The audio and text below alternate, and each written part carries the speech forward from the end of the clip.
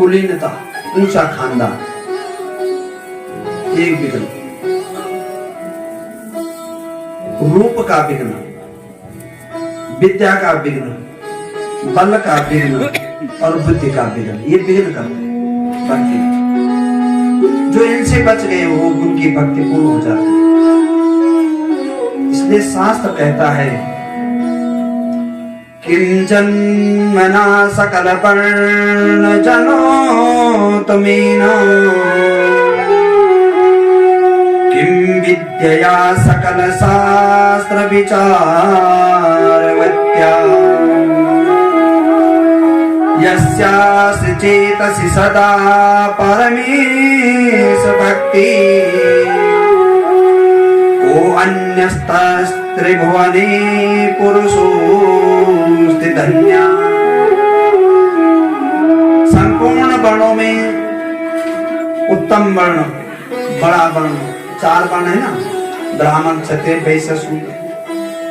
उत्तम वर्ण ब्राह्मण वर्ण में जन्म लिया, क्षत्रिय वर्ण में जन्म लिया, किसी भी वर्ण में जन्म लिया और जन्म ले लिया ब्राह्मण वर्ण में,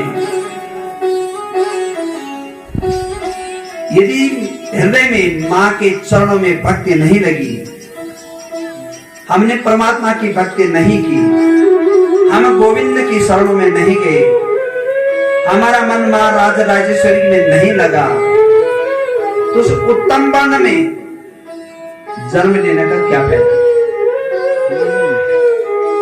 हमारे ऊंचे खानदान का क्या फायदा? अहंकार होता हमें कि जी हम तो बड़े घराने से, बड़े खानदान से हैं, तो क्या फायदा उसका? यदि मन गोविंद के चरणों में, मां जगदम्बा के चरणों में नहीं लगा तो।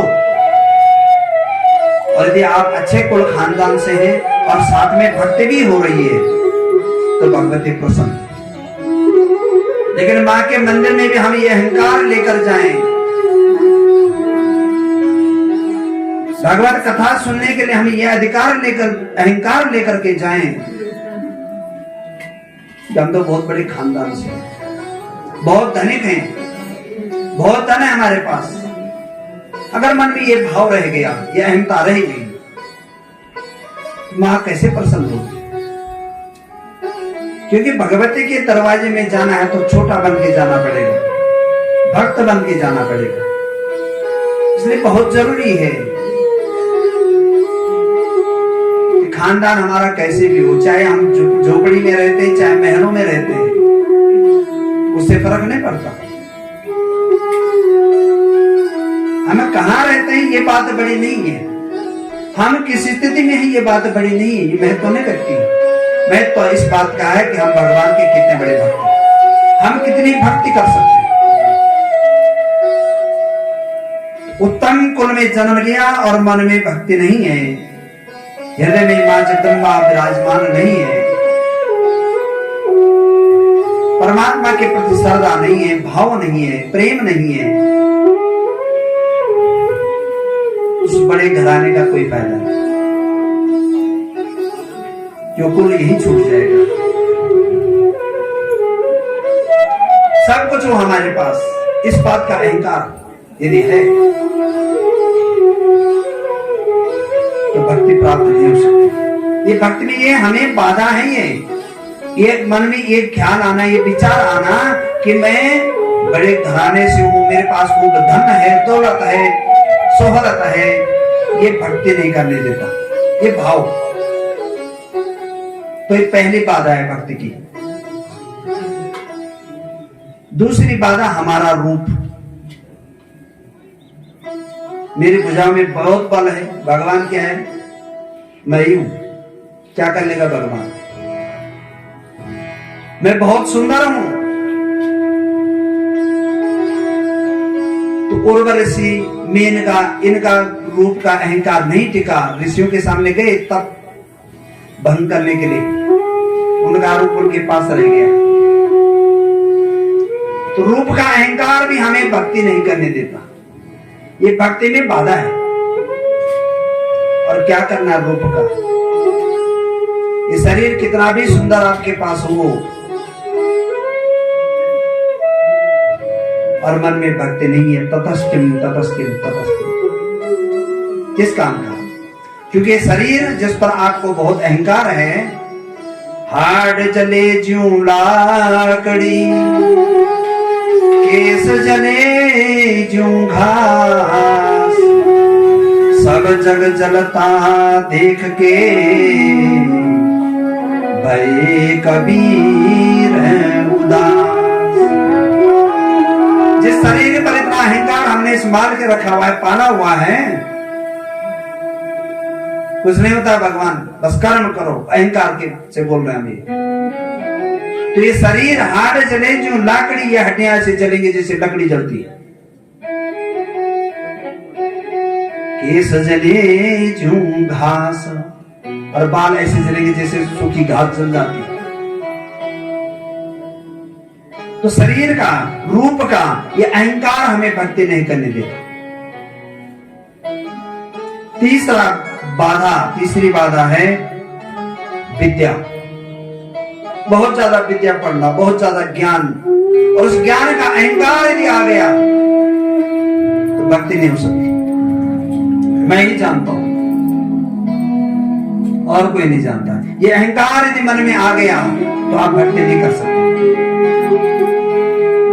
बहुत पढ़ने के बाद भी यदि मन में भगवत भक्ति नहीं है तो पढ़ेगा किस काम की।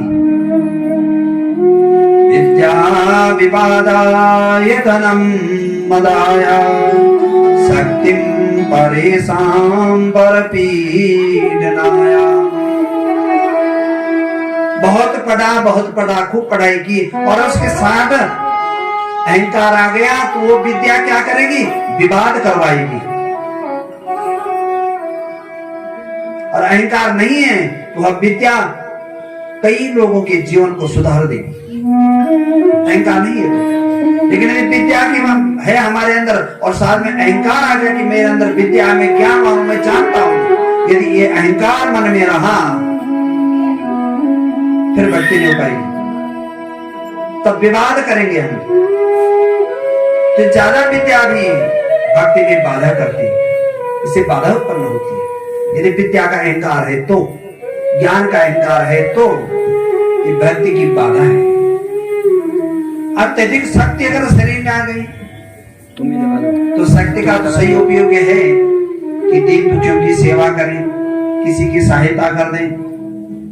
कोई बोझा लेके जा रहा है तो थोड़ा लावे, थोड़ी दूर में ले जाऊं, किसी की सहायता हो जाए। लेकिन यदि उस शक्ति का हमारे अंदर अहंकार आ जाए तो क्या करते हैं? शक्ति परेशान पर पीड़नाया, वो शक्ति पर दूसरों को दुख देना शुरू करते हैं। तो अधिक बल शरीर में आना ये भी भक्ति में एक बाधा है। और यौवन, जवानी, जब जवानी होती है ना तब क्यों कहते कुछ नहीं चिता जो चुम्बी चुम, तब तो हाथी के जैसे चलते हैं, मदमस्त होकर। उस समय कोई किसी को नहीं समझता। यदि इस जवानी का भी अहंकार हमारे अंदर आ गया तो ये जवानी भी, यौवन अवस्था भी भक्ति नहीं करने देती। और पांचवी, छठी है बुद्धि। ये ऐसी बीमारी है कि हर व्यक्ति अपने को बहुत बुद्धिमान समझता है। सब अपने धन कम नजर आंदा है, बुद्धि अपने बुद्धि ज्यादा नजर आने और है का धन ज्यादा नजर आने। वो तो बहुत रुपए चाहिए अपना नहीं करना, और तो वो तो बुद्धिहीन, मैं तो बहुत विद्वान छू, अपनी बुद्धि थे आप व्यक्ति ज्यादा समझे। तो बुद्धि भी भक्ति में बाधा है।